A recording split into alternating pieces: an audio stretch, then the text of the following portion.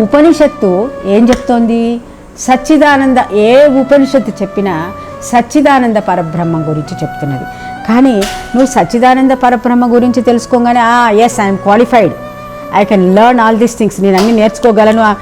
వచ్చి నేను ఆశ్రమంలో కూర్చుంటున్నానండి, నేను రోజు ఆశ్రమానికి వెళ్ళి వస్తున్నాను, రోజు ధ్యానం చేస్తున్నాను, యోగం చేస్తున్నాను, నాకు అన్నీ ఆల్ క్వాలిఫికేషన్స్ ఉన్నాయి, నేను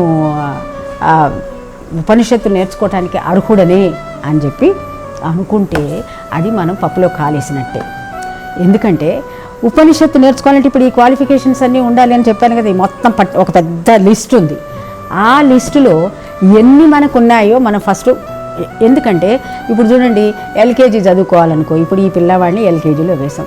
ఎల్కేజీ వాడికి మాటలు రాకపోయినా పర్వాలేదు, వాడికి అన్నం తినటం రాకపోయినా పర్వాలేదు, వాడికి ఏ పని చేయడం రాకపోయినా పర్వాలే, వాడిని ఎల్కేజీలో కూర్చోబెట్టచ్చు. అదే ఎంటెక్లో లేకపోతే బీటెక్లో కూర్చోబెట్టాలంటే నీకు ఎన్నో క్వాలిఫికేషన్స్ కావాలి. అట్లాగే ఉపనిషత్తులన్నీ ఏం చెప్తున్నాయి? బ్రహ్మజ్ఞానం గురించి చెప్తున్నాయి అన్నమాట.